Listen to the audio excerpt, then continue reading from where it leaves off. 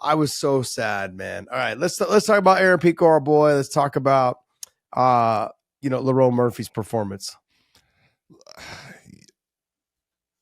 There comes those times, people can sit there and say he was pressing too hard. No, I think part of Aaron Pico's game plan going in was to put pressure on, Lerone Murphy and make him tired, hit him with body shots, take the gas tank away from him, and just overwhelm him with his ability to have incredible cardio.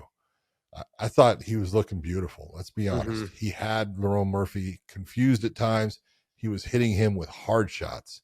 Lerone came back with a couple, but it was clearly Pico's round up to the point where Lerone Murphy set that up. It wasn't like it was a fluke. Beautifully done. And it just happened that Aaron brought his head over to that direction. It landed perfectly. This is fighting. This is why a lot of people hit me up on, on a messengers and were saying, "Oh my God, I feel bad for him." I said, "Hey, this is part of the fight game. This is what happens when you go out there and you put it on the line, and you're doing the best you can, and he was actually looking really good, but we all knew Lerone Murphy's the real deal, and you actually said, hey, he scares me because he is so explosive. Well, that's an explosive move, and it landed. Yeah, because Evloff wasn't throwing that. No. You know what I mean? And this was exactly what I was talking about was Lerone Murphy, it potentially could be an easier fight with the wrestling, but to me, it's a more dangerous fight because of movements like that, actions like that, things that he would do that Evloff would never have done. And so you've got more of a straightforward fighter in Evloff, like someone like he's either going to wrestle or he's going to box. There's no really in between. It's going to be a little bit of that. And Pico is going to kick a little bit, Pico's going to box a little bit. He's going to wrestle. He's going to ground and pound.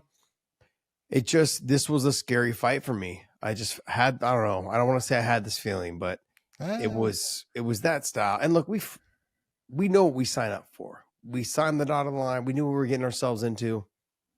Shit.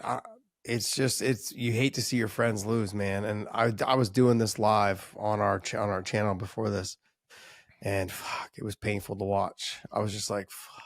And you know how I am. Like when you've seen me with Habib and Islam, and you're a nervous Nelly, man. I'm fucking dying. But look again. I just look at it. I know how good Aaron Pico is. Obviously, people are gonna say all the bullshit, and the whole thing. Oh, see, Bellator fighter or something like that. Look, Bellator fighter just went out and beat the dog shit out of Jared Cannonier too for 2 rounds there. They're not Bellator, they're fighters. They don't belong to anyone. Lerone Murphy is a stud fighter. That's why he has a record now of 17-0. Yeah. Okay. We all knew he was a stud fighter. Take a look at the odds. Even the odds were saying Aaron Pico based upon certain things, and he was walking through those things for a while until Lerone landed that shot. And that's what fighting's about. Here's the thing about fighting, you try to tell people these things and stuff. You could have, a baseball game, a football game, it's you have that one home run. It possibly is not going to win the baseball game because, they scored, off 3 runs off of singles. Okay.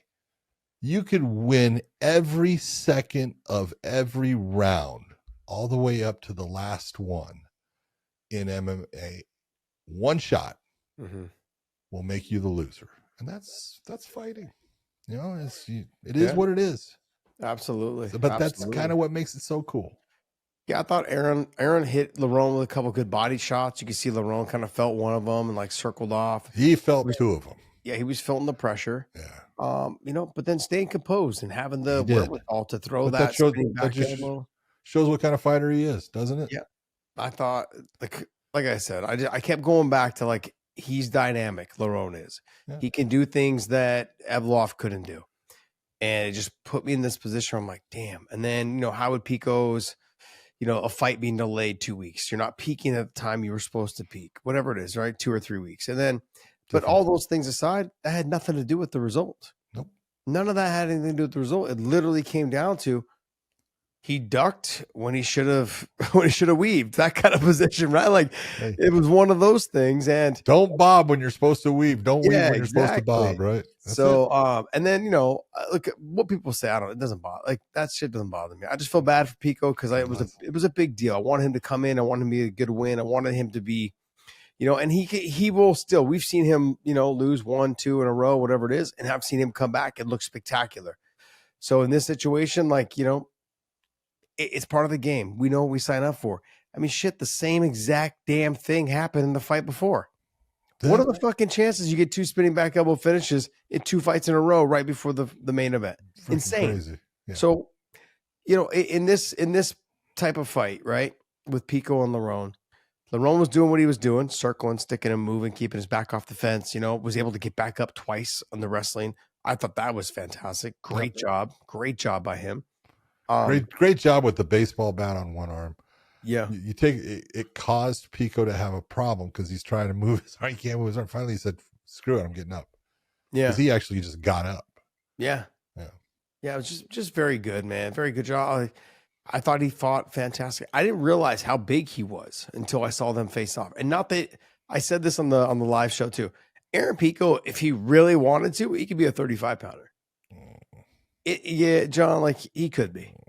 He could be. You think so? Yeah, he's fucking Mads Burnell size. Mads Burnell's a 155er. I know, but he's fought at 35. He should have been fighting at 35. He's not a big guy. Mads is like 5'2".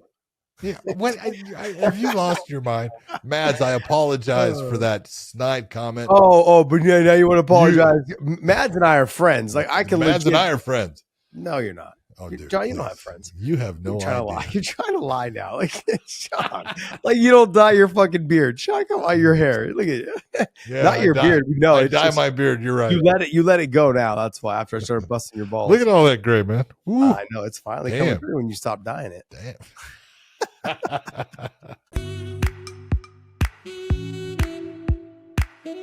So if you guys use that link down below in the descriptions, they'll send you a bonus package for every single purchase. That's compliments of the Wayne In podcast. So hope you guys enjoy that.